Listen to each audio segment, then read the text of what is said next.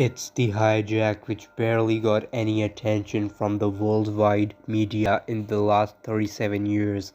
The EgyptAir Flight 648, which was regularly scheduled, but what turned this normal flight into one of the deadliest hijack in the history.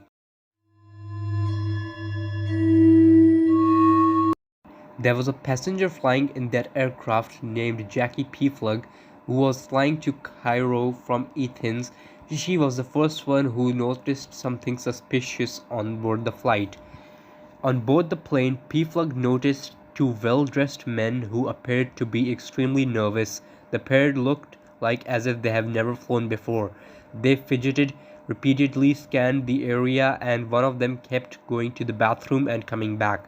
A briefcase was lying beside one of the seats on the floor. A flight attendant spotted it and asked the passenger who it belonged to. "Well, whoever it is, you need to put it under the seat in front of you," the flight attendant responded. Liftoff was normal as the plane rose to its cruising altitude of 35,000 feet. Pflug made a small talk with the Egyptian man next to her about his children and listened to Springsteen while women flirted with two well-dressed men sitting next to her. Of course, the men were not interested in flirting. They stood up and brandished their weapons, announcing that they were called the Egyptian Revolution and they're hijacking the plane. The terrorists intended to fly the plane to Libya and exchange the passengers for the release of Abu Nidal, a militant Palestinian group. Killing of 59 people in the storming of a hijacked EgyptAir Boeing in Malta by Egyptian commandos has been greeted with revolution in world capitals. Western governments are expressing cautious approval, however, of Egypt's decision to take military action against hijackers who had executed several passengers, including at least one woman, and were threatening to kill other hostages unless their demand of fuel wasn't met. The macabre ending the hijacking came about 8:15 p.m. Malta time when an Egyptian anti-hijack squad blasted open a rare cargo door in an attempt to get the hijackers. In the ensuing chaos, shots were exchanged and 3 grenades detonated by the hijackers, causing terrible loss of life on the plane. 8 children were killed either by flying shrapnel or asphyxiation from the fires that broke out. The captain of EgyptAir aircraft, Hani Galil, 29 years old, said that hijackers tossed 3 high-intensity grenades among more than 70 passengers still on board. "It was hell," he said. "The kind of grenade they were using is lethal inside confined space of a 737-200, but 3 of them." Captain Galil, who bludgeoned to death with an axe the leader of the hijackers, supported Egypt's decision to use force in an attempt to free the aircraft, saying, "We were dealing with desperate people." The EgyptAir pilot said that there were 4 or 5 hijackers, most of who were Palestinians.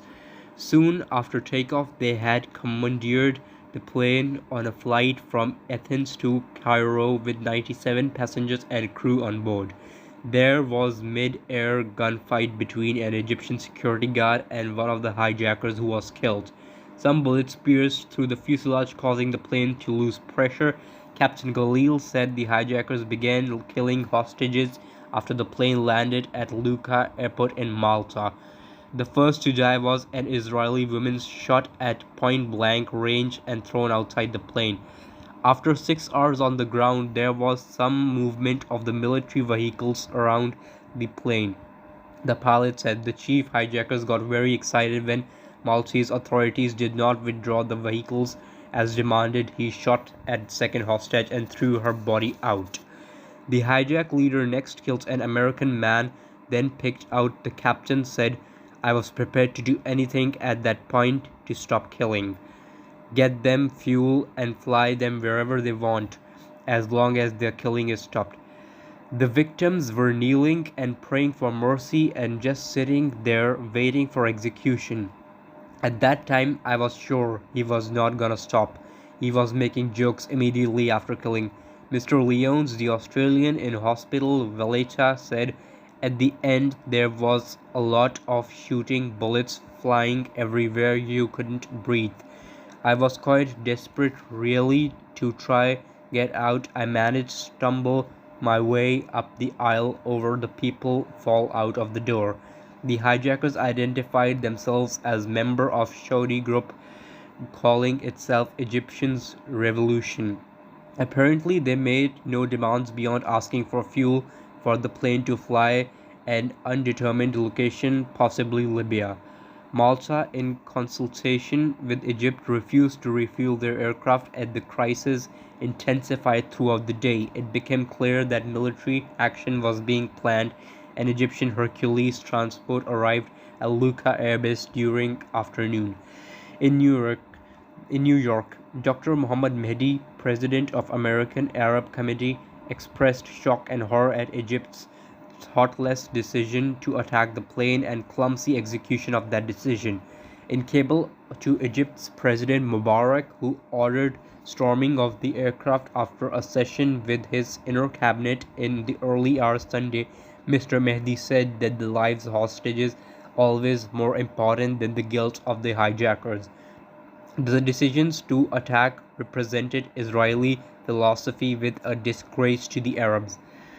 In Cairo, local television interrupted regular programs late night to announce the successful end of Hijack. It said there were no casualties among the troops. No mention was made harm to the passengers. Late this morning, Cairo time, there had been still no official Egyptian reaction to the terrible casualty figures arising from the commando-style operation. The local press had restricted the sketchy reports of numbers killed. It is unlikely, however, that Egypt will be able to announce the continue describing the storming of the aircraft as a successful operation as it did. It announced last night that the hijack crisis was over.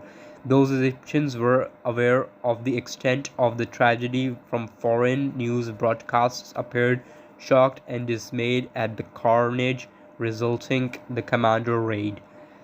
People in Cairo recall the tragic end to an attempt by Egyptian commandos in 1978 to storm hijacked Cyprus Airways aircraft after Cypriots had negotiated the gunmen's surrender in a battle between Greek Cypriot National Guard. The commandos, 15 Egyptian soldiers were killed then. So having everything in front of us, it appears that the reason of this hijack was completely related to politics, which I'm not gonna discuss over here because the aviation channels are supposed to be away from politics.